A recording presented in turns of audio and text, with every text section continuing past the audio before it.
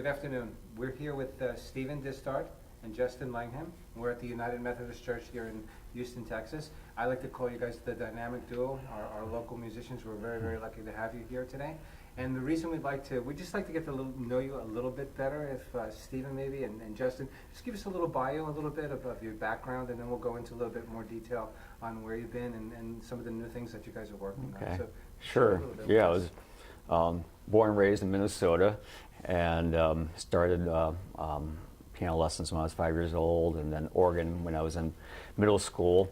And so I just was always enamored by the sounds and the colors of the organ, so I was just immediately attracted to it. So that by the time I was like 15 years old, I already knew I was going to major in music and organ in college. So did that at Drake University in Des Moines, and then did some study abroad. And you studied in Paris? Yes, right. Yes, good. And then came back, did my master's at Baylor, and then eventually started postgraduate studies at Eastman. So it's my whole life, my passion, and I'm so very blessed to be able to. DNA. Yeah. It's in your DNA. Yes, yeah. Absolutely. Yeah, very, very blessed, to be able to, You're special. make a living off of music. Absolutely. And Justin? Yeah, I'm from Mobile, Alabama, which is the opposite end of the country from Stephen. So sometimes that comes out in our conversations and differences. So I've been from places around the water, grew up on the water my whole life. Before I graduated and went to University of Alabama, I started doing music very early like him. I guess discovering my love of music early. I didn't start that early, but I started in middle school with everyone else. But then I wanted to play trumpet and then compose. I started just scribbling out music notes on random notebook paper. And Do you still have those? Yeah, actually I do. I looked through them and I'm like, oh my gosh, I'm amazed I can do anything. So I knew right away I wanted to major in music and do trumpet and composition in college, and so that's what I did at the University of Alabama, and then moved to Houston in 2013 to do a master's at the University of Houston. And I just recently started my doctoral work. And you're a full-time student. Full-time student now, yeah. But I've been in the meantime, I've been doing playing concerts with Stephen, and then teaching college at the college level in music theory and trumpet at Lone Star College Montgomery, and have a church job at Grace United Methodist for the past 3 years, and also teaching a lot of private students. I think you need more hours in the day. I think, yeah, right. That would be very helpful. I would like to have a beer at the end of the day too, right. So that would be nice. Well, that was going to be one of my questions. What do you guys do when you're not playing? Right, that's one of them. Yeah, so I think it's.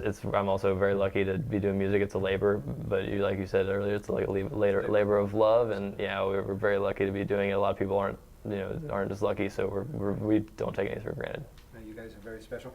Can you guys talk a little bit about, you just came back from Scandinavia, right? And, Correct, yeah. Was, the International Organ Festival. Yeah. Right. Talk to us a little bit about that, because that seems very, very special as well.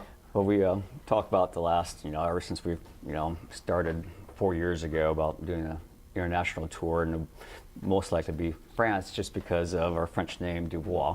But ended up, a friend of mine said we should, do concerts in Norway, and then so we were invited to play at the International Organ Festival in Bergen about 1.5 years ago, and so the rest of the tour started to develop around that, around Norway, Sweden, and Denmark.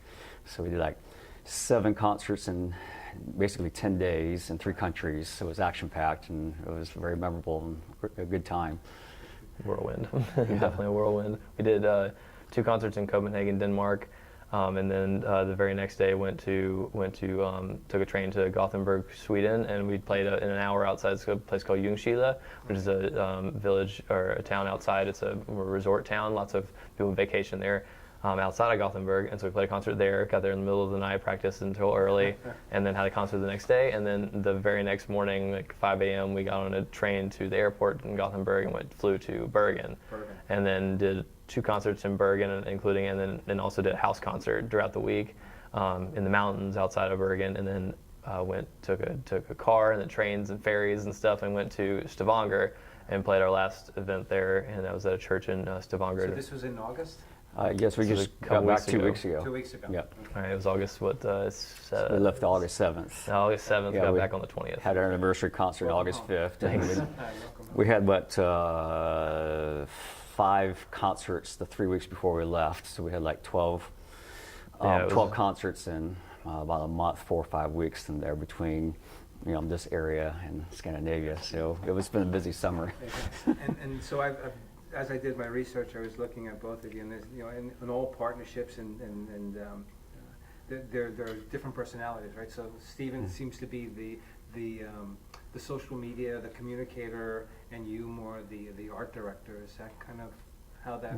Yeah, I guess I think we feed off of each other, and his strengths are some of my weaknesses, and vice versa. I think, and it works out really well because neither of us have to do a lot of the stuff that we hate, or that we don't do well or something. So like I hate social, I like social media, but I do usually just send funny stuff to my family, and that's about it. So so it's good, and I don't like self promotion, so it's great that he helps me with that and gets me out of my shell. So that's great. Yeah, and I love coming up with programs and concert programs and different piece ideas and repertoire choices. The Norway trip, the Scandinavia trip, who put that all together? Coordinated all of the logistics of it. Yeah, so that sounds complicated. Yeah, I've probably been asked about 8 or 10 times since we returned, like, who managed that for you? Who put that together? It was incredible. So it was just us. We didn't hire anyone to do that. Wow. I enjoy the logistical part of that. Anyways, I've coordinated choir tours in the past, so I like to be, part of the whole picture and making it happen. That's fulfilling too. Yeah. Good. That kind of leads me into a little bit. Excuse me, Justin. Is the 4th anniversary, because you guys have been together 4 years now, and there's been a lot of it's been a journey for you. It has. And I really would like to know kind of how you started, where you've been, and where you're going with this. And how many words or less? When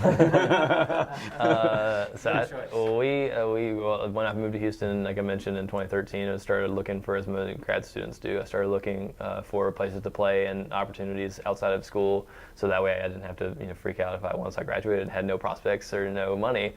So I didn't want that to happen. So as soon as I moved here, I started looking for places to play. And thought that 2 people would be easier to get together than a quintet or some sort of symphony job or something like that. And I didn't want to teach full time all the time. I teach lessons. So I started looking around, and my cousin was a pastor here at Memorial Drive until about a couple of years ago, and so I thought I'd start here because I knew this was a prominent Methodist church. They probably have somebody that's competent that plays the organ. And I asked my cousin for his email address. He was like, "Yeah, sure, here you go." And